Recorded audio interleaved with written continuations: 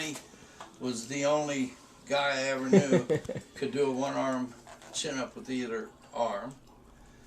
His senior year, when he wrestled, he lifted weights before he went to school. And I helped him. He had a little setup downstairs. I remember messing with him. Then at the time, isometrics were popular. He'd come home at noon, and he would do a full upper body workout. Nobody worked legs back then. And Gable's the first one that taught him. You know, before Gable came, wrestling usually was, you wrestled. Yeah, we didn't. You just knew how to intramural. wrestle. Yeah, we didn't. You knew how to wrestle. That was all upper body, Greco-Roman. Who taught you, by the way? Cold iron. Because you had. We just had an intramural our senior year. You had excellent balance on the mat. I mean, you couldn't. Nobody could move you. You know, like when you get down in that position. But anyway, yeah, he lifted weights in the morning. He did isometrics at noon. Then he wrestled right after school, and he finished off with lifting weights that night. And he was real heavy in the curls. Now, being muscle bound is really not a correct term. But what you do is you limit your range of motion. Well, Johnny started curling so heavy that, like I was talking about doing the chin-up, if you do a correct pull-up, every muscle is supposed to be worked from complete extension to complete contraction. Well, most guys just stop when the chin's over the bar. So your elbow's got to get behind your torso before your back's contracted. But now I've lost my train of thought. Johnny was doing. All day. Huh? You said Johnny was doing. Oh, Johnny was curling so heavy that I told him one time, I go, 1 out of 10,000 men at the time, I read it in a weightlifting magazine, could standing press their body weight. So I started working on that, and it comes real quick. But only like 1 out of 50,000 or whatever could curl their body weight. So Johnny started working on curls. And what he did was, you know, he was doing them right, but when they get heavy, and I've seen it happen 1,000 times in gyms, when it gets real heavy, the guy will start leaning forward and he'll cut it short. It'll hit him like right here, and then he'll heave it up. But he's not doing this.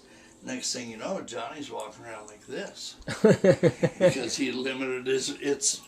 Most people call it being muscle bound, but that's a terrible term. He had just limited his range of motion, and he went to a doctor, and the doctor told him, you just have to learn to stretch that muscle out. So instead of curling, he had to take a 10-pound weight and sit at night and do this. Sit and try to let the muscle stretch back. Because he wrestled. That was really hurting him in wrestling. And he was an excellent wrestler. So is Bobby.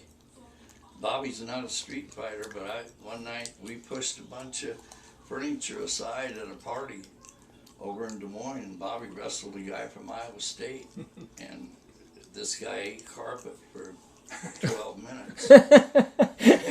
It amazed. I kept saying, don't. He's gonna, he'll beat your ass.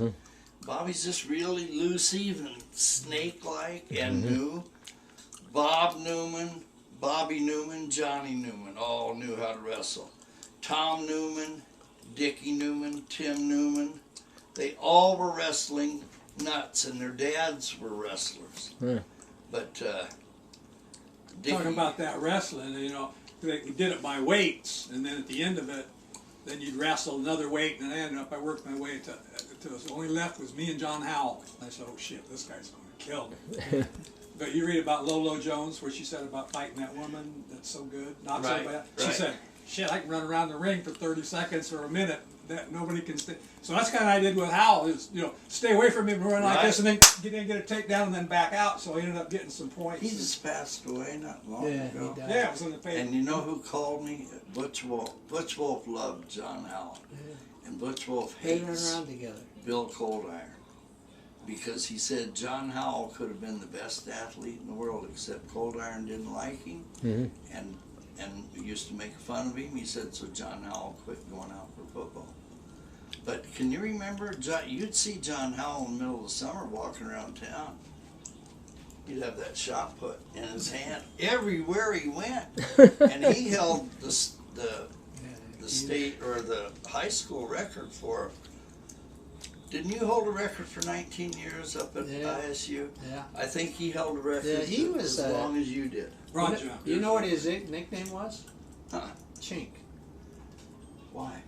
A little bit of Oh, little slant. I never saw the guy Called him speak Oh, he cross to anyone. I Mm. never saw him lose his temper. Well, he became a minister, Well, he lived next door to Allen's. Pentecostal or something. He got Yeah. really out there, and he, at Richard Paul's funeral, he asked to speak. And, you know, if you want to get up and give testimonials, and I was doing it for Richard's wife. I was kind of running the thing, you know. Right.